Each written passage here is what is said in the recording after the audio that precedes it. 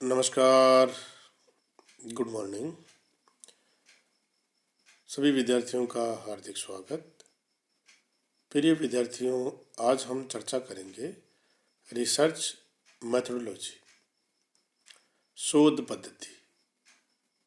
इसके बारे में हमारी चर्चा रहेगी, तो सभी विद्यार्थी पूरा ध्यान से इसको सुने और इसको नोट जरूर करें, क्योंकि ये विषय है वो विस्तृत विषय है और हमारे दैनिक जीवन से जुड़ा हुआ है। प्रत्येक क्षेत्र में शोध का कार्य होता है, तो इसकी शोध पद्धति के बारे में हम आज प्रारंभिक जानकारी प्राप्त करेंगे। शोध पद्धति यानी सर्वेक्षण का सामान्य भाषा में अर्थ किसी भी घटना अथवा स्थिति के संबंध में स्वयं देखकर कुछ जानकारी प्राप्त करने से लिया जाता है।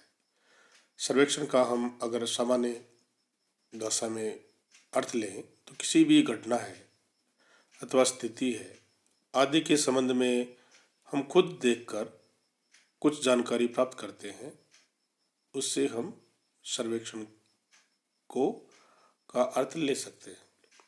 समस्या चाहे अर्थशास्त्र की हो, समाजशास्त्र की हो अथवा राजनीतिक, दैनिक जीवन में इन सभी के बारे में हमें क्या करना पड़ता है, जानकारी प्राप्त करनी होती है। और जानकारी प्राप्त करने का जो तरीका है वो होता है सर्वेक्षण पद्धति। इसका ही सारा हम लेते हैं। सर्वेक्षण अथवा परीक्षण फिर करना है शोध कार्य, ये है हमारे जीवन का अभिन्न अंग।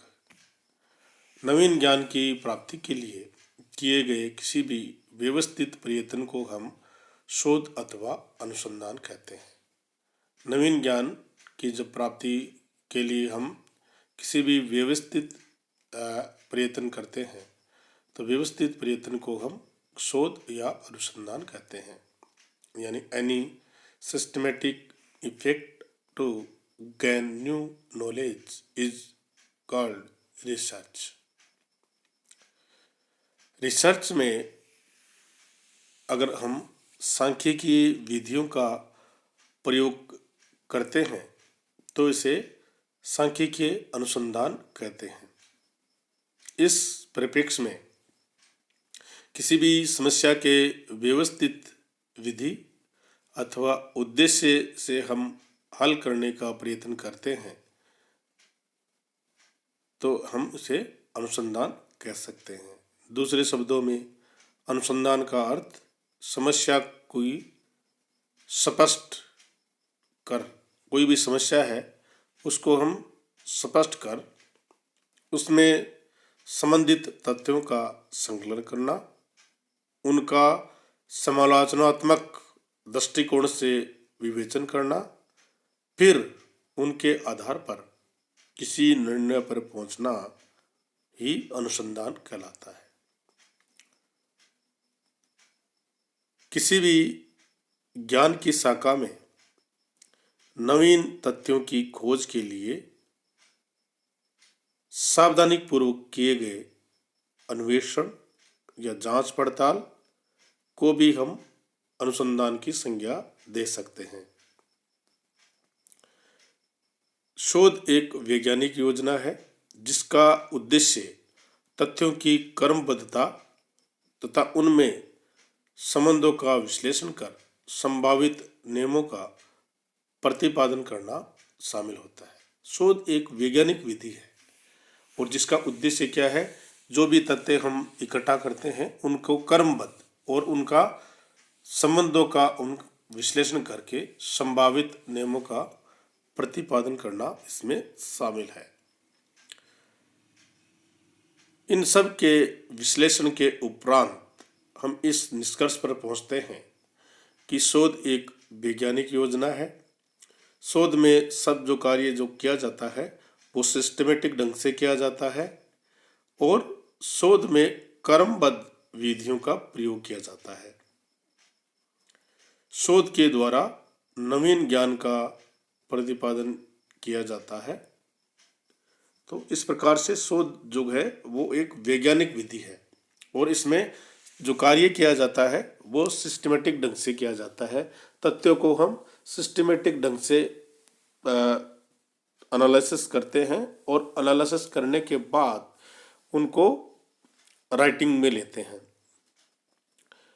अगर शोध के जो भाग है ये कितने प्रकार का होता है, तो देखिए 2 प्रकार से हम शोध कार्य को विभाजित कर सकते हैं। एक तो होता है व्यवहारिक शोध और दूसरा होता है विशुद्ध और आधारभूत शोध। जैसे ये देखिए आपको एक बक्से में फाइल्स वगैरह दिखाई दे रही है। अगर हम इसको विभाजित करें तो इस पर डिवाइडेशन कर सकते हैं, जैसे व्यवहारिक शोध है और विशुद्ध और आधारभूत शोध है। इसके बाद में बात आती है कि भी शोध कार्य करते कैसे हैं, शोध कार्य करने की प्रोसेस क्या है, प्रक्रिया क्या है। तो देखिए प्रक्रिया इस प्रकार से रहती है कि शोध जो प्रक्रिया है अथवा शोध पद्धति के जो प्रमुख स्टेप हैं, चरण हैं, वो इस प्रकार से हैं। अनुसंधान समस्या का तदर्थ निर्धारण, जो अनुसंधान समस्या है उसका हम तदर्थ निर्धारण करते हैं। Tentative selection of the problem, जो हमारी समस्या है उसका हम तदर्थ निर्धारण कर लेते हैं और निर्धारण करने के बाद कि भी ये जो समस्या है उसके बारे में हम आइडिया बना लेते हैं कि भी ये समस्या है, इसका समाधान हमें करना है। और उसके बाद में सेकेंड जो स्टेप हम लेते हैं कि वर्तमान साहित्य का प्रारंभिक सर्वेक्षण, initial survey of existing literature, वर्तमान साहित्य का हम प्रारंभिक सर्वेक्षण करते हैं। ये कार्य समाप्त होने के बाद शोध समस्या का निर्धारण किया जाता है कि भी शोध के लिए कौन सी समस्या है जिसके बारे में हमें शोध का कार्य करना है।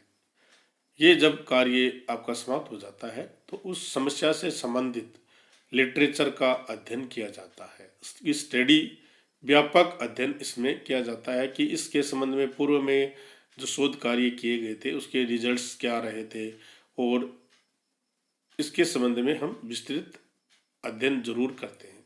ये सब कार्य जब हम कर लेते हैं कि ये समस्या है, इसके संबंध में भी पूर्व में कोई अनुसंधान किया गया था या इससे जुड़ा हुआ कोई कार्य किया गया था, उसका हम व्यापक अध्ययन करते हैं। ये जब कार्य समाप्त हो जाता है उसके बाद में आवश्यक सूचनाएं जो हम अध्ययन के माध्यम से प्राप्त करते हैं उसको हम इकट्ठा करते हैं और ये कार्य जब करने के बाद हाइपोथेसिस बिल्डिंग का कार्य प्रारंभ होता है, उपकल्पना का हम निर्माण करते हैं।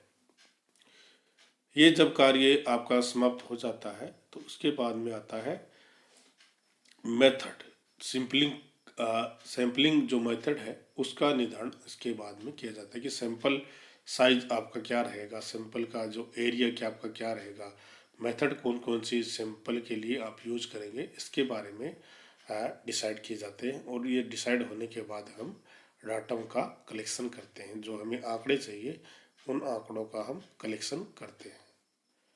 जब हम डाटा कलेक्शन करते हैं, डाटा 2 प्रकार के डाटा इसमें आपको कलेक्शन करने होते हैं, प्राथमिक और secondary, primarily data and secondary data.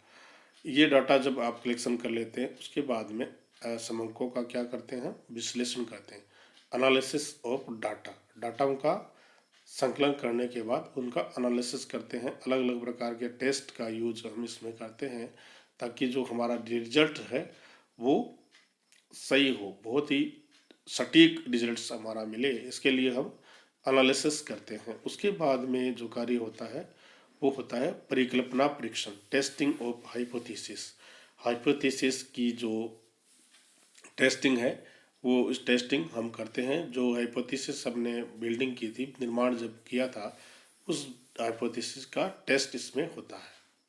ये जब कार्य हो जाता है उसके बाद में जनरलाइजेशन का कार्य होता है, व्यापकीकरण। और ये जब कार्य समाप्त हो जाता है तो हम रिपोर्ट राइटिंग करते हैं, यानी प्रतिवेदन तैयार करने का कार्य प्रारंभ हो जाता है। तो इस प्रकार से हम एक किसी भी समस्या के संबंध में शोध कार्य जब हम करते हैं तो ये स्टेप मुख्य रूप से आपको उसमें शामिल करने होते हैं। और एक अच्छे शोध के लिए आपको करना सिस्टमेटिक ढंग से जब हम कार्य करते हैं तो एक रिजल्ट्स पर आप ज़रूर पहुंच जाएंगे कि आपने ये समस्या थी और इसके रिजल्ट्स ये आए, इसका समाधान हम कर सकते हैं। ऐसा कार्य जो किया जाता है उसको हम शोध बोलते हैं। आप सभी विद्यार्थियों का बहुत बहुत धन्यवाद। ये कैनवस खाली है और नेक्स्ट जो ई कंटेंट आएगा उसमें ये कैनवस आपको भरा हुआ मिलेगा। तो आप भी अपने स्टडी पर पूरा ध्यान दें और साथ साथ स्टडी करते रहें ताकि ये कैनवस है वो भरा रहे, खाली ना रहे। आप सभी का बहुत बहुत धन्यवाद। Good night. Thank you.